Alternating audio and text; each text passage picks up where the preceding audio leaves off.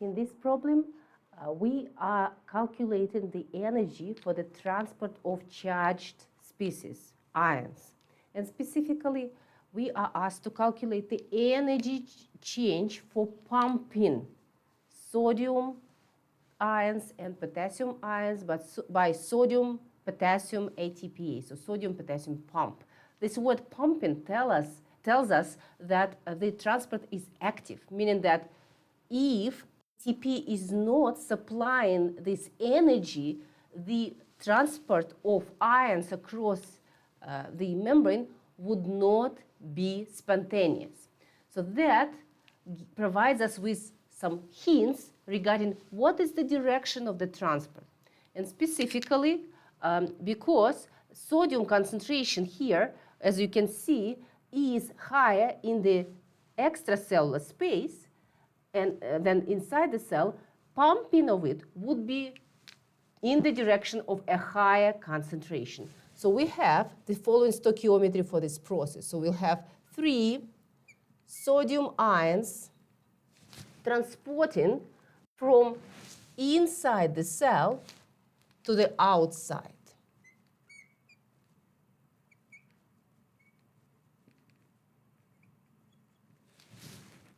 Actually, move it a little bit closer here to fit everything.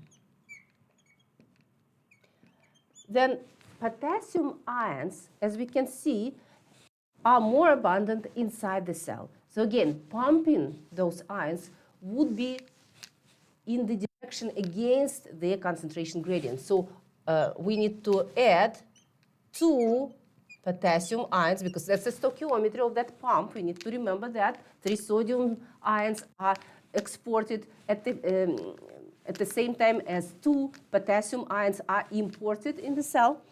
So 2 potassium ions would need to be pumped from the extracellular space inside the cell. And that allows to maintain that concentration gradient and electrochemical gradient across the cellular membrane. So free energy change for this reaction, if we don't consider hydrolysis of ATP that drives this transport, can be calculated as a sum of 3 times the energy that is required to transport sodium ions outside of the cell, plus 2 energies required to pump potassium ion inside the cell. So this problem now can be split into 2 tasks. So first, we need to calculate the free energy change for the transport of sodium ions outside of the cell. And for a charged species, for charged compounds or ions, as we deal with in this problem, we will have 2 terms. One term depends solely on the concentration of the transported ions across the membrane. So it will be R, gas constants, by T, temperature in kelvins, by natural logarithm of the ratio. In the numerator, we will put the concentration of sodium ions in the point of destination, which is outside. And in the denominator, we will have sodium ion concentration inside the cell. So that's just the concentration-dependent term. The second term will depend on the charge of sodium, which is +1, multiplied by a Faraday constant, and by the membrane potential. But here, we know that this membrane potential is inside negative. So I'll make a note here that this membrane potential would be to transport outside. Now, when we plug the numbers,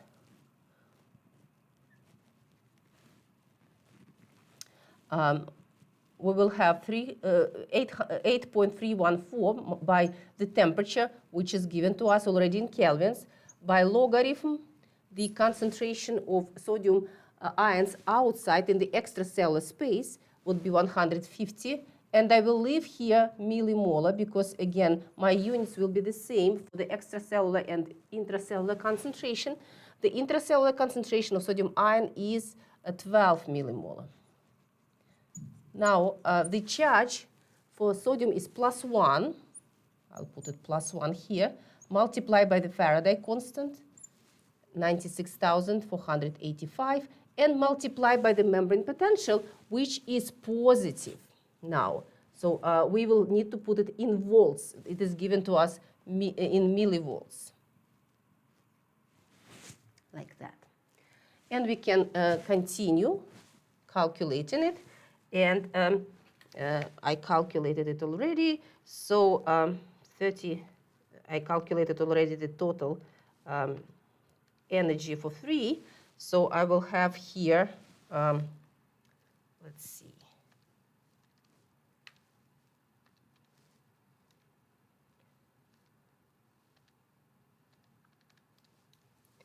I have here 70. No, wait. No, that's too much. Let me just calculate the numbers here. Logarithm 150 over 12 is 2.5. I multiply by 298, multiply by the gas constant. That is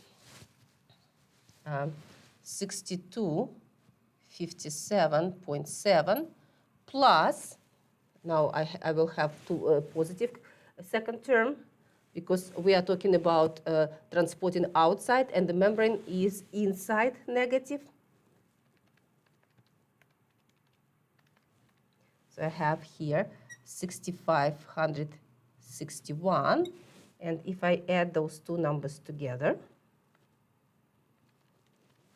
for transporting sodium ions, we need to spend 12,818.7 joule per Kelvin per mole. Now we will do the same thing for potassium. So for potassium, the only difference will be that we are transporting potassium inside the cell, and then we write down the second term. So first, in the first term, in the concentration-dependent term, we will have intracellular concentration of potassium in the numerator and extracellular concentration in the denominator. And here, when we put charge of potassium by Faraday constant by the membrane potential will be coinciding with the transport, right? So it will be negative, inside negative. So we'll need to put here a negative number.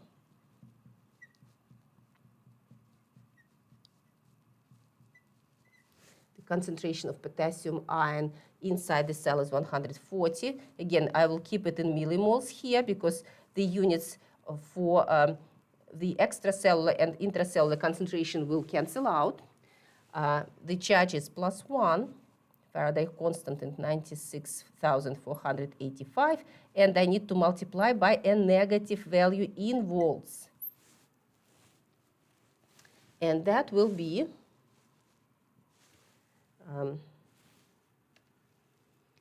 so I got 8,808.6 minus, because this term is now negative, 6,561, and I got